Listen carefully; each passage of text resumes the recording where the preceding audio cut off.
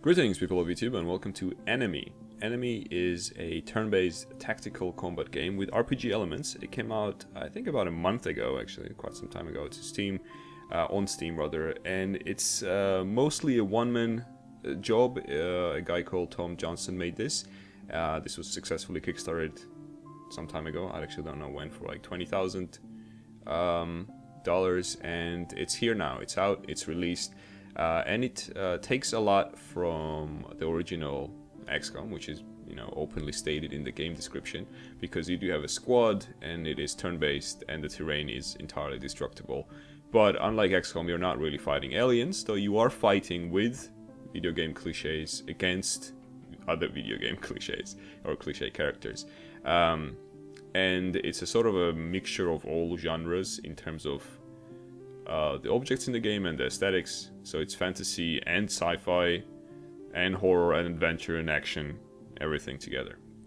So what we're going to do in this video is I'm going to start a new game, show you how that works, and then I'm going to switch to one that I've done, or I've played already a little bit, where I reached the first boss and one of the bosses. They're not really sequential, you can go to them as you wish. We try to kill that guy. Right, so to start a new game, you get to choose a name. I think we call this character Julian Gollop. I hope I spelled it correctly. Right, and then you get to choose what you look like. It can be a boy or girl or whatever, like a two-piece underwear, one-piece underwear. I guess that's kind of sex indication. After you choose that, then you get to choose your background. And I believe this also influences, there's actually 4 backgrounds: action, adventure, horror, and platformer. Influences the gear you start with, if it's a pistol or like a bow or a crossbow. Potentially, actually, I'm just thinking now that it could also start with a melee weapon or not. Let's actually find out. Let's find out. So let's go with, say, adventure for this purpose, because the one I'm going to show you is going to be platformer, so platformer and action are similar-ish, and then adventure and horror are similar-ish, kind of, in that sense that you get EA olden weapons with horror adventure mostly, and you start in that kind of environment as well. Right, so we decided to do with adventure, so we're going to continue there, and then you get to put in 5 skill points somewhere. So in this case, let's not put into range, just because I haven't actually done this, and let's find out if that actually works that way. So I'm going to put them in melee, and I'm going to give myself a bit of mind, a bit of reaction. They are essentially what you think they are. I'm not going to go in-depth explanation of what each of these does, because reaction is reaction, mind is how well you see and your state of mind. Like if it's low, you panic, again, just like in XCOM. And we have one more skill point. Let's give it to endurance, because endurance is your jumping ability plus your melee fighting ability. And see if that actually gives us appropriate weapons, because usually I ended up with ranged weapons, because I think I used to just invest in range, and what you invest most potentially is what you get. Let's find out. And this is the story. So the Cyclops is killing dudes, kind of like that. And the slime devours the planes, apparently. There's this guy. We're going to see him later, because he's the boss we're going to fight. And the vampire, I guess, has mobsters and terrorists or something like that. I haven't seen the vampire yet. And this is the map. It's randomly generated each time. And those are the 4 bosses you can see there.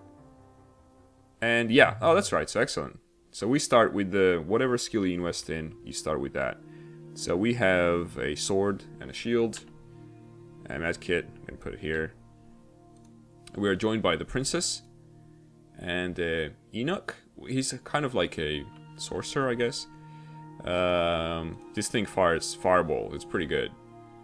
And the princess is unarmed. She's not. Oh, she doesn't even have anything to fight with. That's great. So this is a pretty bad start. You can have a decent start. You can have a bit bad start. This is pretty bad, because you got a unit which all she can do right now is scout. So let's do that Let's make her scout. As you can see, the world... Actually, let me just get out and I'll talk about the world after we've seen a bit more of it. Right, this is the end of the map. We're pretty much immediately going to be attacked, so it's a good idea to get the hell out of there. I don't see any enemies yet, so that's good. Alright, so this is the world. Some people say it looks kind of like Minecraft. Others indicated that it looks... Well, haven't, but... Actually, they haven't, but I think it looks more like Gravity Bone than Minecraft, but whatever. They should have indicated, is what I meant. Alright, let's get out of this house.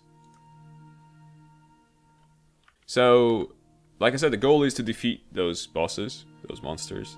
In order to do that, you need to gather equipment, level up, and gather more people, because 3 isn't really enough to do what you need to do. So now that we're moved, we're gonna pass the turn.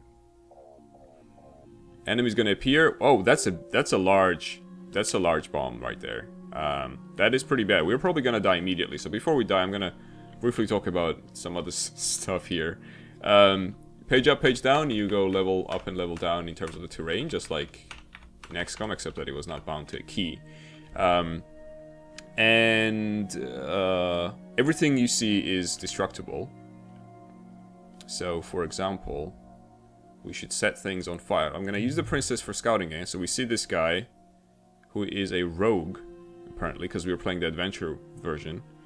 And she can't do anything about this because she's unarmed. Oh no, she can pick him up and throw them. She has the the throw ability. You can take out her abilities if you click on the left corner there. So she has throw, which means that she can pick up and throw anything, or she can pick up and throw the people, which is pretty cool. Now, if I could get, can I get to him? I could get to him and throw. You know what I could do? I could get here, pick this bastard up.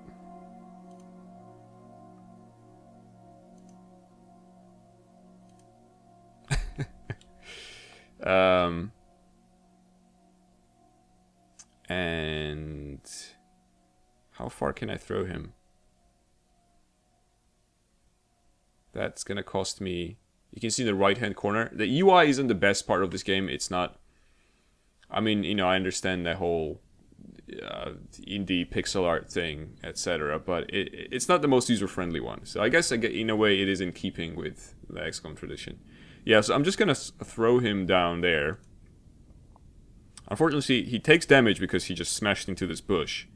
He took damage from smashing into the bush and plus 2 damage to his mental state, or his morale. So if that goes too low, obviously he's gonna run away. The problem with all this is that we don't have the time or the amount of people to scare him out of here. So we have to attack him directly and hope to kill him. So I'm gonna get there with Julian Gallop, and you can use your keys to attack. So pressing 2 and then attacking, doing the melee attack on him. Pushes him back, does him 15 damage to him. I believe we can actually kill him before he does any damage to us, and take that giant bomb he's holding in his hand. Okay, maybe not. Let's try it again. Alright, he's dead.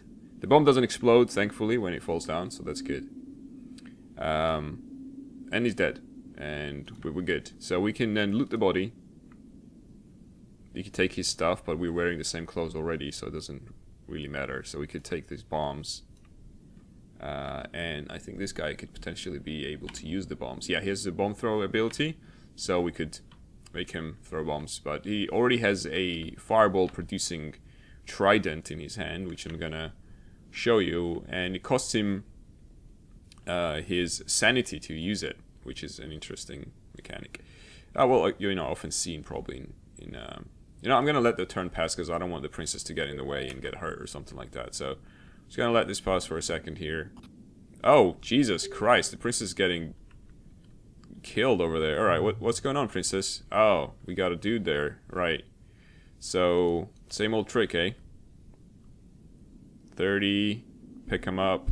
I hope we can do that, actually. You know what? We can try and burn this guy down instead. See if we can reach him. We should be able to reach him. So we're gonna burn him down with our Devil Worshipper dude. Yeah, oh, that's a good shot. He's dead already. Actually, if he doesn't die immediately from the explosion, he will also burn and take burn damage. And people can catch fire. There's even bottles of water you can take. You can pour on yourself to take the fire out, which is pretty cool. Right, so he's dead. And now, when we also demonstrated the fire slinging mechanic, the one thing we haven't done yet is haven't shown you how you can destroy the environment. Hopefully the fire is going to help us with that. Actually, let's let the fire help us with that for a second. I want to show you how see, it spreads, which again, a pretty good system. And after that, it should actually burn the house down, and house should collapse, ideally. Well, the bushes collapsed anyway, so we saw that.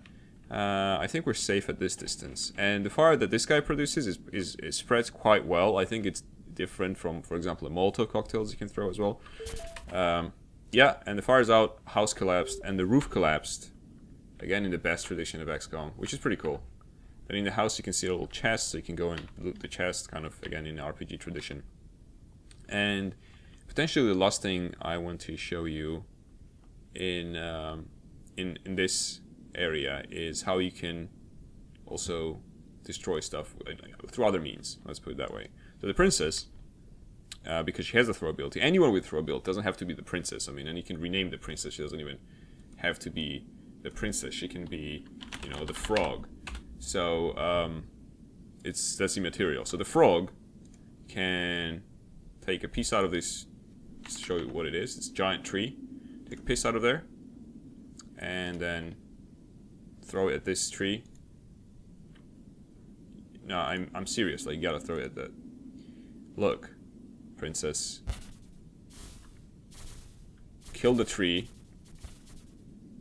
You know, not a problem. Let's pass the turn, and then we can try to... So she can become a lumberjack, essentially. And, yeah, like just wreak havoc like that. There's one problem with this. So, as you noticed, there's pretty much no animation in the game. It's handled by the physics engine, which is cool that there's physics in an XCOM type tactical combat game. But sometimes, I guess, depending on what your options, what things you've chosen in the options section of the game, you can get pretty low frame rate at certain points because of this feature.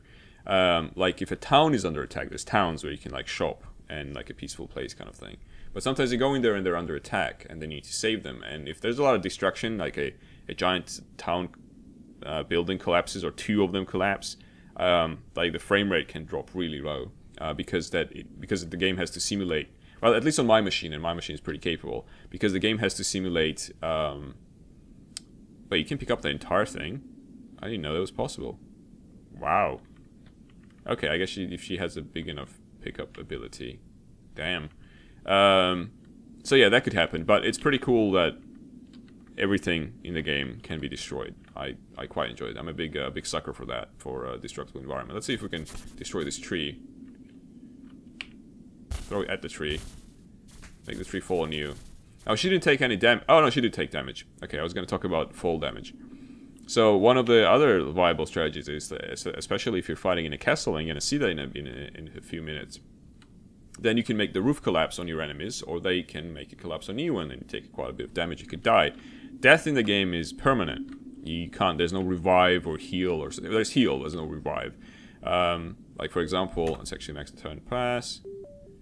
If you eat this is endurance restoration, and this is your mental state restoration.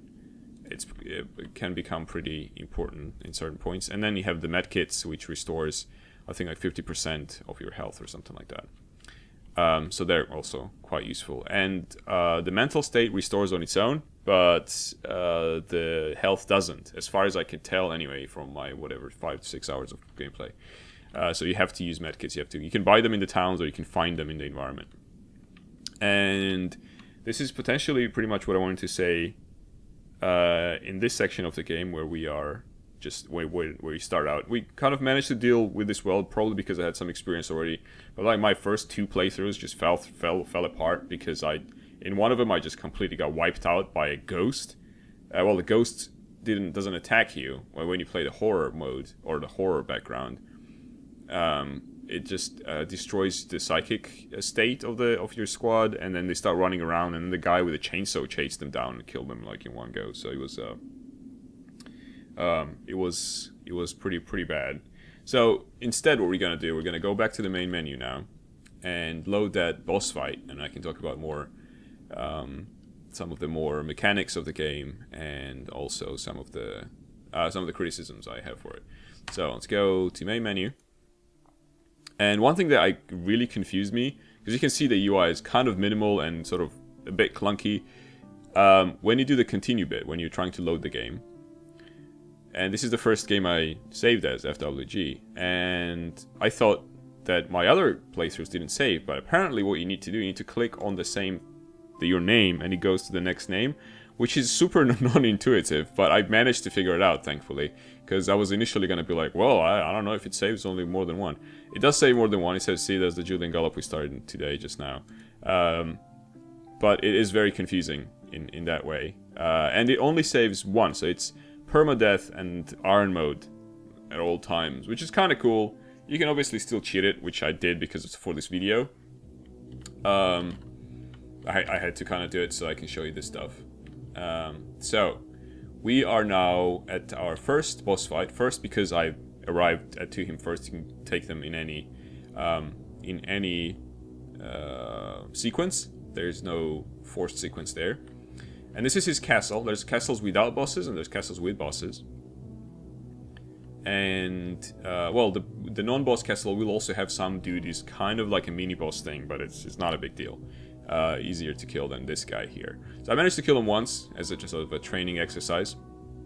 This is the boss. He is a level 9 machine man, health 300 and morale 45. So he's pretty easy to scare, but has a lot of health, and he's quite deadly. Now inside, because I know this already, he has, I think, a ninja and a mobster. So what happened beforehand, actually, I should probably mention this. We arrived here. 2 ninjas tried to stop us. They're dead now. We took minimal damage. Smashed through this wall into this room. We have so I should probably at this point introduce the squad. I haven't really renamed them. I think our main hero is this dude. So this is the platformer version or background I was playing. He's double wielding. You can do this in the game and fire at the same time. You got a one-hand revolver. Another one is like a 9mm or whatever, or Colt, whatever. So, you know, double pistol, different pistols. He shoots them at the same time. Then we have our sniper lady. I think it's a lady. She has a heavy crossbow, and she's very good with it because I've been min-maxing her ranged weapon skills. Then we have the Devil Worshipper dude, who is also pretty tough at this point. He's carrying water around because he has a tendency to catch himself on fire. We have a ninja dude, who was essentially a melee guy, but now he is trying to be a grenadier. So he's trying. He's getting there. He has a Molotov cocktail in his hand. He has a tear gas grenade, a firebomb. You know, we also have time bomb. Actually, we should use a time bomb. But we are in a fight now, so I guess we can't really do that. Anyway, I haven't actually tried the time bomb. Then the 2 other guys. You notice, by the way, I haven't mentioned this, but this is how the camera manipulation works. It's just like in the new XCOM, the Firaxis one. And just like in XCOM, I don't like it. I think this is crap. I don't think people should do this, and it's unfortunate they are following an example of Firaxis. For one thing, it takes a long time. You can kind of speed it up. You double press it, but then it goes to the next one. It doesn't speed up that one, and it's very clunky. You should just have it free move in the sense of like as long as I press it, it keeps moving and then stops when I release. But hey, it doesn't work that way. And there's no zoom in the game, so if you want to go up and down, you need to use your page up, page down buttons, or you can rebind them. But you can't zoom in or zoom out. And this becomes a problem when you're, for example, fighting or moving around at the top of a castle, because you're going to get up here and then use the roof to either, you know, make a hole in it and jump down, or to go use the stairs over here, and there's stairs over there where you can't see them because they're in the fog of war. But because you can't really zoom out, it's really uncomfortable to look at, and when you switch between the characters, See? It doesn't take you to that layer, so the roof stays on. You have to manually disable the roof, go to the next layer. And while I'm talking about this, minor criticisms here, I also want to mention that, say, I was using this guy, clicked finish the turn, which is spacebar, and you will start the next turn with a different person, which is something the Fireaxe XCOM does as well, and it's also very annoying, because often you just want to continue with that character, because you were controlling him last for a reason, because he was the one who was going to continue his thing that he was doing, he didn't have enough time units for, but for some reason the game just switches you to next character. So I'm not sure, maybe some people actually like that.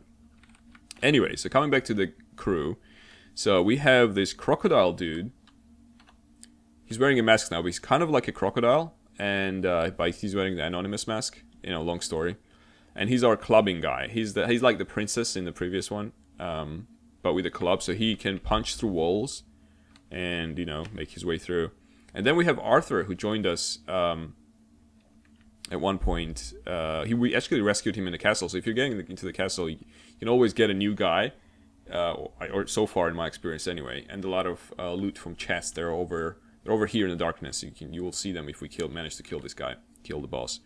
And Arthur was a melee guy with a shield. We upgraded his shield. Now he has a proper shield, and we dressed him as a businessman as well, and gave him a golden crown. So he's pretty stylish. Let's put it that way. He's pretty stylish. His mental state isn't very good, which could be a problem just in a few seconds here. So we're gonna start attacking this guy, try to take him down. And my first attempt, I kind of tried to rush him, and that didn't really work for me. Plus, I think there is another guy here. So what I'm going to do with Arthur is I'm going to probably try and rush down there to get to the enemies who are attacking me over there. Because he's pretty good at absorbing damage, but he's not very good at being not panicked. So let's try that. We're going to move... Oh, yeah, the mobster's over there. Okay. So the mobster's over there. We could even try, because we're not going to be using... him just yet. We can use the sniper to... She can do an aim shot, so not aim shot, but aim, and it gives her 25% more chance to hit, and then fire the main weapon. That missed, but scared the mobster, so that's good. And let's try that again. So that will be aim and fire. And did 49 damage. What is the mobster's health? 11. He's almost dead. Okay. But he's not dead yet. And maybe we could scare him away so he doesn't shoot at us this turn. 1845. It could happen. So we could get the double-wielding dude to potentially come up here. I hope he can still fire. I think he can. So he's going to double-wield at this mobster, and he's running away because he's panicked. If you get shot, if he doesn't even hit you, but you're getting shot at, you will run away. Yeah, same for enemies, same for your guys. Yeah, his firing is not very accurate, especially when he's double wielding. So I'm gonna try to chase him down and kill him, because this is gonna be important. But there's a mobster also in here, like I said, and yeah, you can see him there. So he saw me and he reaction fired. So again, similar mechanics to XCOM. He's out of time, but hopefully we can catch up with him in a bit. Another thing what we're going to do here is we need to make another hole in this wall over here using our Lithron Axe or whatever the crocodile dude. Probably next turn, not now, because he won't have time. And then we're going to firebomb the inside of this, so that we can burn them up, at least kill the mobster, and then we can deal with this guy in melee. At least that's the plan. So I'm gonna put him closer here, and then we're gonna use these guys for overwatching, etc. This dude, I'm not entirely sure how to use him here, because he fires his fireballs in an arc, and arcs don't really work that well in closed environments.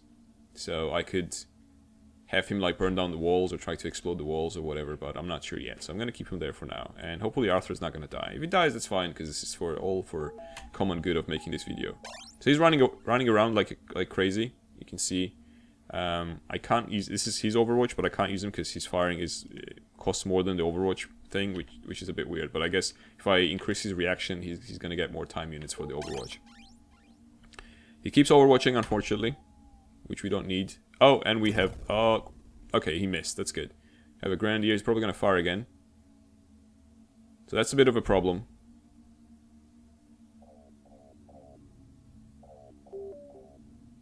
Oh, and we have another Grenadier here. Now that's even more of a problem. Alright. And we gotta deal with this. So we have 3 enemies, and a 4th one here, and the 5th one there. And what we're gonna do is we are going to... I wanna use her for long range instead. I wonder if we can just burn this guy down.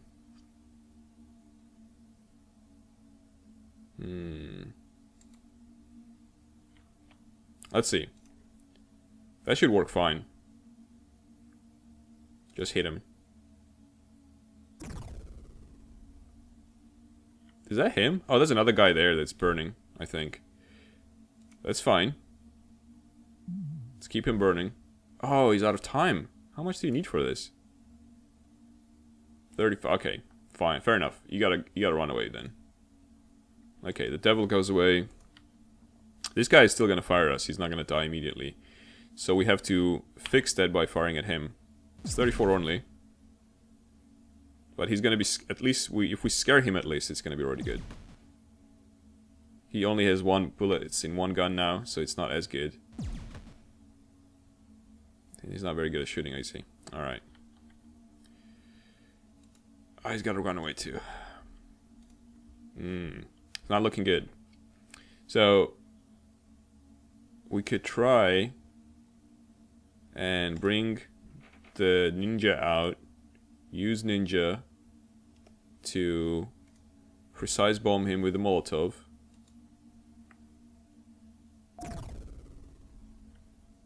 Cool, he's gonna die. It's not gonna be a problem. See, I couldn't move my cursor or anything while he's talking, which is another, like, my complaint about the game, where it's the enemy turn. This is kind of in keeping with all the XCOMs, and I think this becomes one of the problems of all the XCOMs, where the control is taken away from you way too often. I should still be able to control the camera, in my opinion, if the enemy's moving the movement. So the Arthur is pretty much the only guy left now. We still have the crocodile dude, but he's way over there, so he won't be able to help us. We could easily kill the mobster, but I think it's better to kill this guy because he's more dangerous. His damage is lasting, and we can actually absorb some damage from the mobster through our shield. So I'm gonna go for this guy and attack him,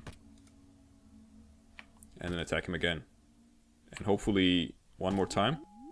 He's dead. All right, cool. Now we need to turn around, face the mobster in case he shoots us. But we also have the sniper still alive. I really hope this guy doesn't actually manage to shoot us again. See if gangster has... Oh, sorry, the sniper has line of sight. It does. She does. And so we're gonna aim 43. Wow, they almost hit our guy. Damn. Alright. Can we do aim and... I think we can do aim and shoot. So he panicked again. Notice the holes that we make in the wall by firing the heavy crossbow, which is pretty cool. Like, this is one of the selling points of any game that has destruction in it for me. So he's panicked, he's not gonna fire us. We have fire in the only exit of this room, because we haven't made another exit yet, and we're not gonna because we're not ready for it. So we're gonna let the fire do its thing, and we're gonna catch this guy with Arthur here, and hopefully kill him. Now, he may panic in the form of running around, or he may panic in the form of shooting around. So hopefully it's the running around bit. We're gonna find out in a second. And we turn. Those guys died. I think both of them. Yeah, that's that sound you hear, like pew pew. That's... Oh wow, what is going on there? Jesus, we burned the place down, didn't we? I think the roof's gonna collapse or something. Oh, it's our turn again. Wait, where did this guy go? He didn't... Oh, he's in there. Damn it. What's over here? Nothing. So he's in there?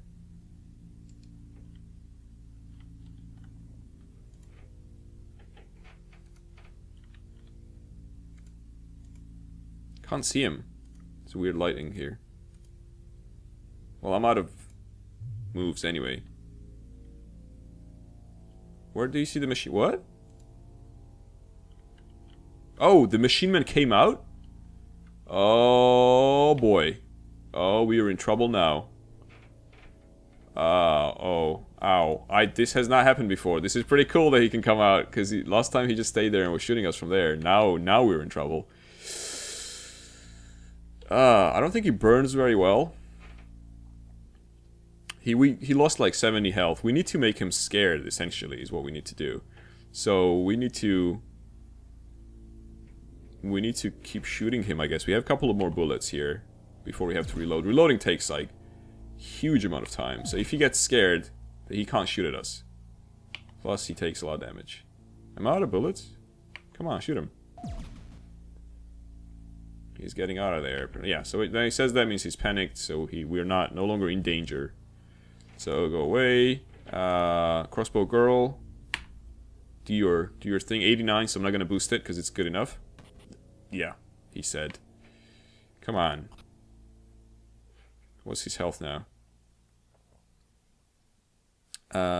It's still quite high. Last time I killed him with melee, like I would bring this guy, for example, and club him to death, which is very efficient. Melee is very efficient in the game, but getting to the guy, especially if he's on fire, is pretty hard to do. So we have to resort to other means of killing him, unfortunately. Right, so he's almost dead. There's 35 left. Potentially, if we... Oh wait, Jack leveled up. Let's increase his bombing ability so we can use it now. So I'm gonna put him here. That's 20 time units. And hopefully the explosion kills him. Does. Area cleared, boss is dead. So that's how the boss fight happens, and this is pretty much indicative of the combat in general. This was actually tougher than the normal boss fight. This guy just gave up even though he's standing in the fire. See him here? So when the boss is killed, his troops usually surrender. Like this guy, see, he raised his arms, dropped his gun. So he can take his stuff. You can still kill him.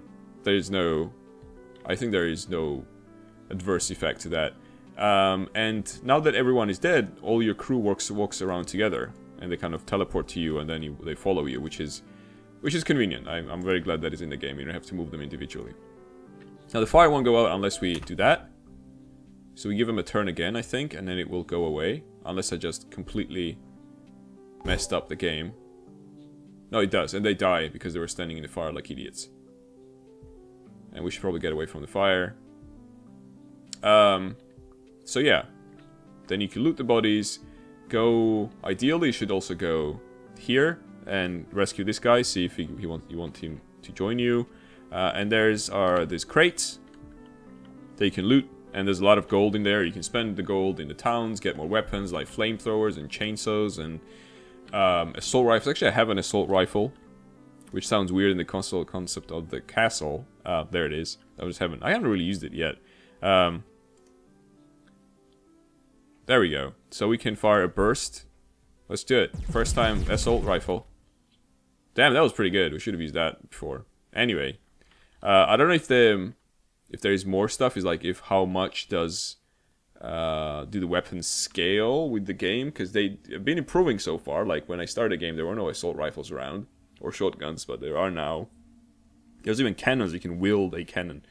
But maybe they continue doing that, maybe they don't. I can't really comment on that. So I've only defeated this one boss.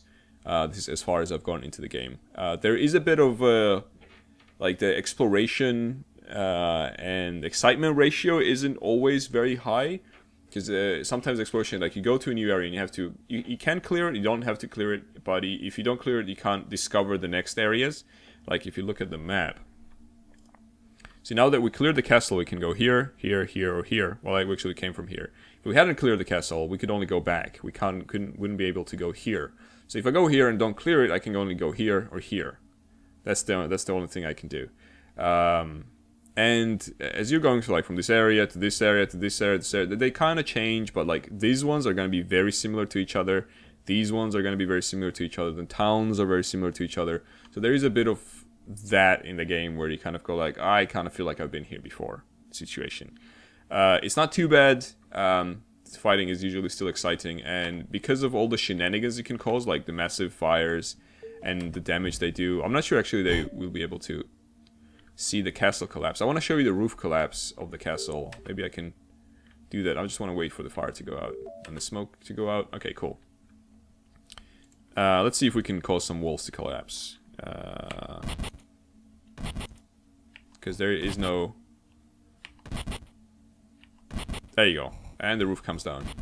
They want to take damage? I think they don't take damage because the battle is over, but if this was happening during the battle, the damage would be taken. So you can do this to the enemies and then make the roof collapse on them. They're now covered in the rocks, in whatever the bricks. So let's see if we can get out of here. Oh, they just teleport out. Okay. And then these actually form an elevation, so you have to climb on them like that, which is also pretty cool. So if you look at the roof, then there's a hole there. You can technically send someone up there and use them to shoot down through the roof. So there's a lot of tactical options, which I quite enjoy. It's pretty cool. There are a few bugs like that I encountered here and there. They're not too many. Like the game crashed at one point within the 5 or 6 hours that I was playing it. At one point also I killed one of the enemies. And there's a lot of different enemies, and enemies are quite like the exciting part of the game. I quite like it. There's like a Rambo style dudes with rifles as well, and there's Steve, who is like a ball that explodes. There's monkeys that throw things at you. It's pretty good. And at one point there's a monkey and the explosive, and explosive exploded and killed the monkey. And I think because he friendly fired his own dude, something went wrong in the program, and it didn't register the enemy was dead. So I couldn't really clear the area. I had to just leave. But yeah, those are probably the biggest things I've encountered. Also, keep in mind that the music or the audio part of the game is pretty minimal, and potentially it's, one reason is to save costs, because, voice acting is very expensive unless you yourself as a developer can do some voice acting, and it doesn't always end well when the developers go like, hey, I can program and do art, I can voice act too, probably, and it doesn't really work out. So, fair enough that if there's no money for the voice acting, there isn't, but just that you were aware that this game is like what you heard, the sounds you heard, that's pretty much it. That's the beeping and the music and the sort of chiptune kind of sound effects on shooting and exploding and stuff like that. And that's all you're gonna get. It's not necessarily a bad thing. It could be something that you're actually into, etc., etc. I think this is pretty much it. This is all I wanted to cover in terms of the mechanics and the systems in the game. I'm sure I forgot some good stuff to mention, because there is quite a lot of it. To summarize, I can say it's a very distinct game. It's not like every other indie platformer that is out and is trying to be the indie platformer, whatever. It's every time I see a tactical turn-based game, it makes me happy, and if it has a destructible environment, it's really cool. So even though the game has kind of some little problems, I think overall I would recommend it. It's pretty cool. It costs about £10 or £11 on Steam, and it does seem like the dude who made it, gives a crap about his game, and he's been patching and fixing it since then as well.